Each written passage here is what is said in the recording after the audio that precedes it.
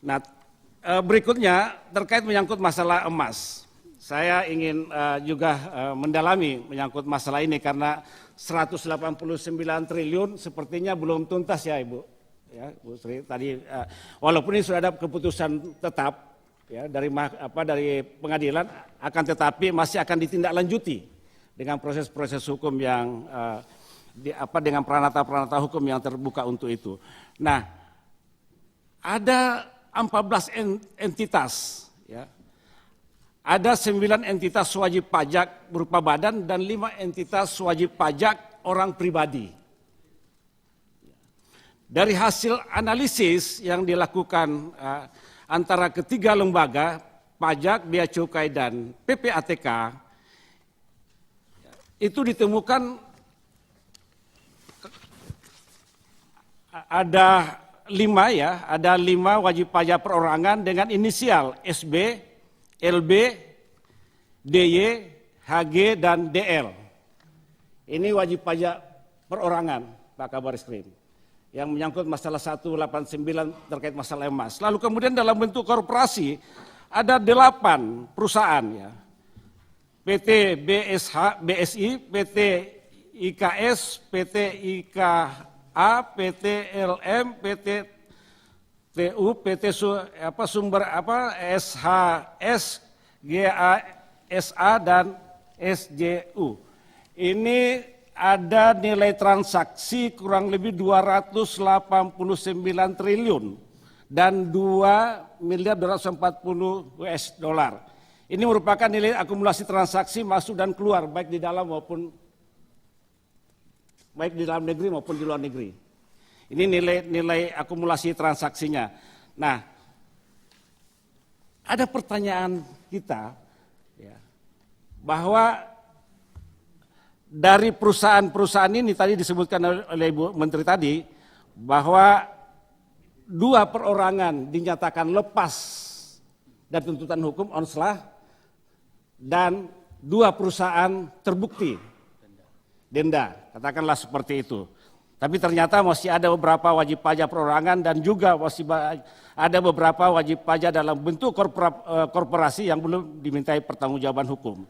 Nah, kalau kemarin yang masuk dalam proses pengadilan adalah bentuk kepabeanan, saya kira memang besar potensi untuk lepas dari segala tuntutan hukum itu sangat besar. Akan tetapi ketika Pak Kabar Eskrim, Pak Jampidum, atau KPK lewat aparat penegak hukum menelusuri tentang illegal mining. Ini sangat mudah Pak.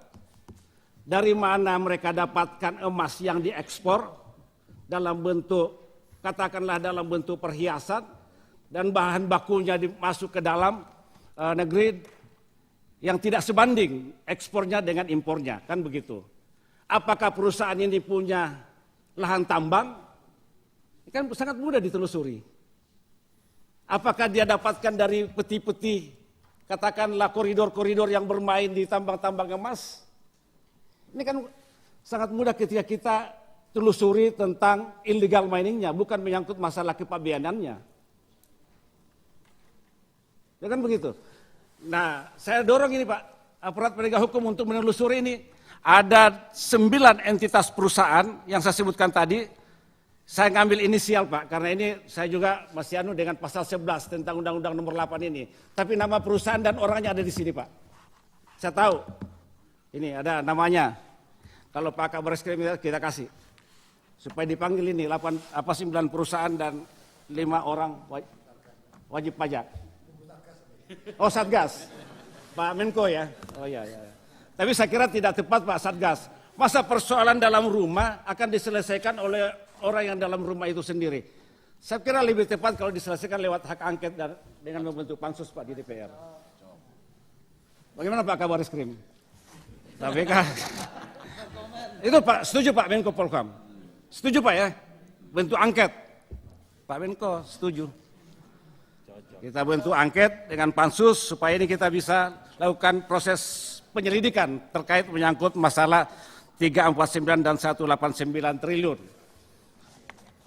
Ini yang kedua ya, saya dorong itu Pak lewat aparat penegak hukum ada 9 entitas perusahaan dan 5 wajib pajak perorangan untuk menelusuri menyangkut masalah illegal mining.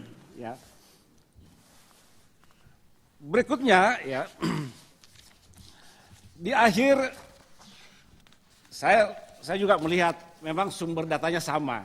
Tapi kalau lihat dari breakdown-nya memang sangat berbeda. Satu melihat dari perspektif politik boleh jadi, satu melihat perspektif keuangan boleh jadi, kan begitu. Sehingga memang beda. Ya kan begitu. Kalau melihat angka